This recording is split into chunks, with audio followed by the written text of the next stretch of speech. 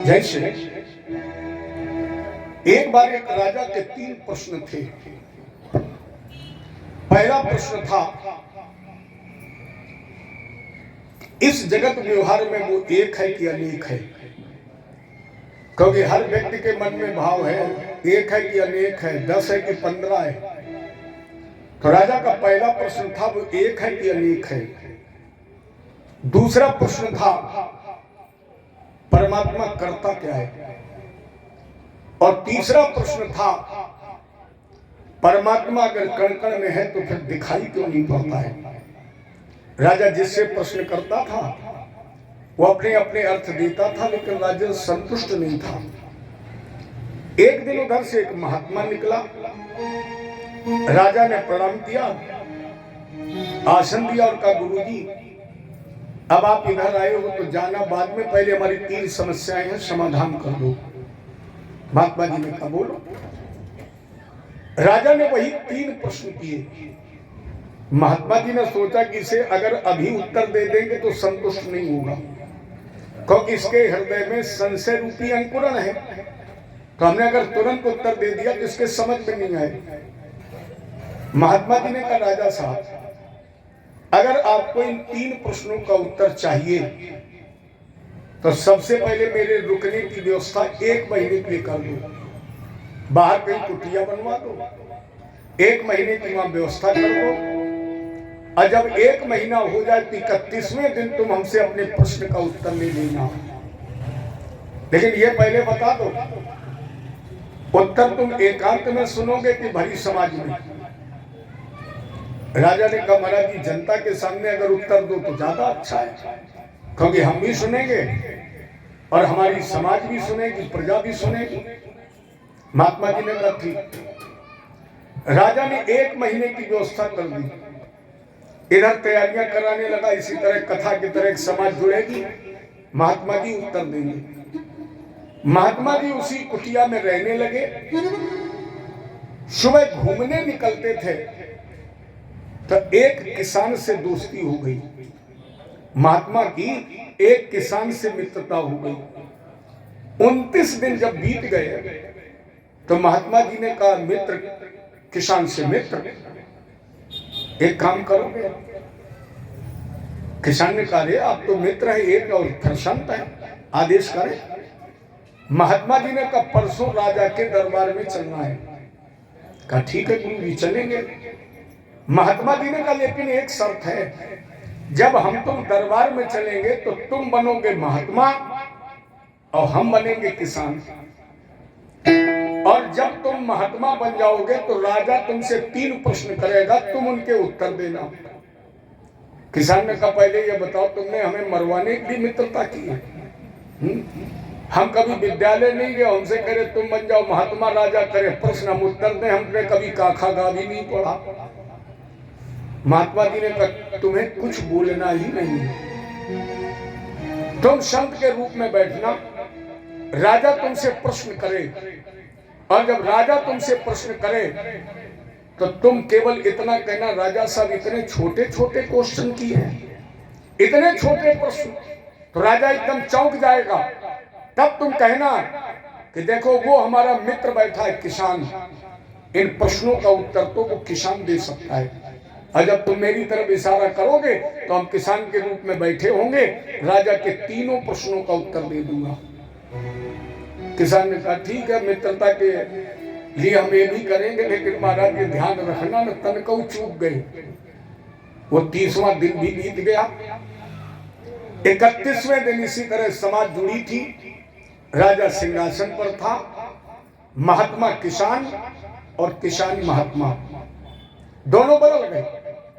तो किसान की जगह वो संत किसान के रूप में बैठ गया, अब वो किसान महात्मा के रूप में महात्मा के आसन पर बैठ गया। लेकिन मारे भय के वो देख महात्मा जी की तरफ रहा है, महाराज जी कहना चूक मत जाना। महात्मा जी ने कहा, बोलो बोलो पूछो। तो उस किसान ने संत के रूप में पूछा, राजेंद्र अब आप करिए प्रश्न। क्या प्रश्न है? राजा ने कहा, मेरा पहला प्रश्न वो एक है कि अनेक है। मेरा दूसरा प्रश्न वो करता क्या है। और मेरा तीसरा प्रश्न है वो दिखाई क्यों नहीं पड़ता है। एकदम से वो किसान बड़ी जोर से हंसा और बोले राजा साहब तुमसे इतने छोटे प्रश्नों की हमें उम्मीद थोड़ी थी, कितनी समाज जोड़ोगे और ये जरा जरा से प्रश्न करोगे। इन प्रश्नों के उत्तर तो हमारे यहाँ बच्चे जो धूल और मिट्टी में खेलते हैं वो भी जानते हैं। इन प्रश्नों के उत्तर तो हमारे यहाँ जो हल चलाने वाले किसान जिन्होंने स्कूल का मुंह नहीं देखा है वो भी जानते हैं। राजा ने कहा है हाँ, अगर आपको विश्वास नहीं है तो उत्तर हम नहीं देंगे, वो मेरा मित्र किसान बैठा वो उत्तर देगा।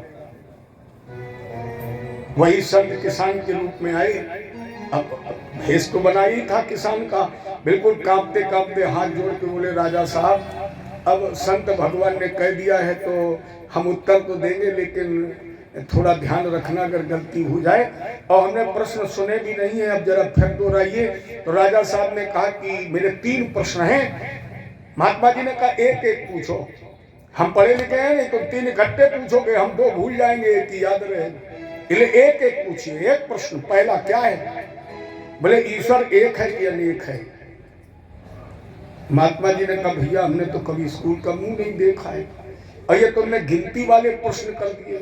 अच्छा चलो, अगर गिनती वाले प्रश्न का तुम्हें उत्तर चाहिए तो बढ़िया 100 बेसन के लड्डू मंगवाओ। अब महात्मा जी ने सोचा बेसन के लड्डू आ जाए तो गिनती भी हो जाएगी, समस्या का समाधान भी हो जाएगा और नाश्ता पानी की व्यवस्था भी हो जाएगी। सब बढ़िया 100 लड्डू आ गए। उस महात्मा ने किसान के रूप में बोले हम उठाते जाएंगे और आप गिनते जाना। राजा ने कहा ठीक।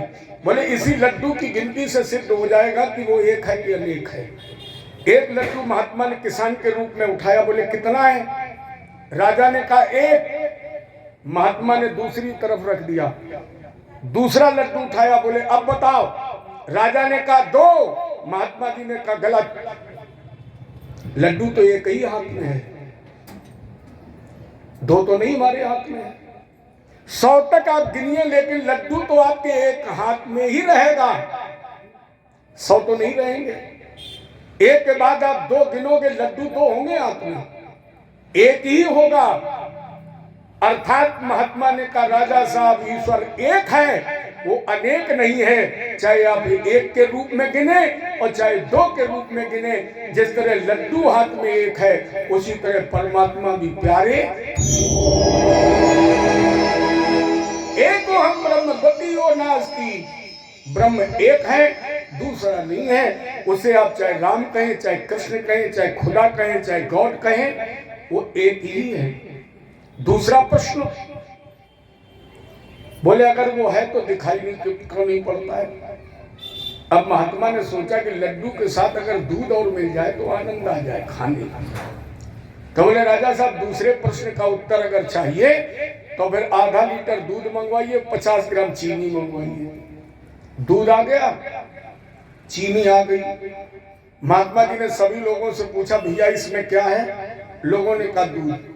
अच्छा इस पुड़िया में क्या है। लोगों ने कहा चीनी शक्कर।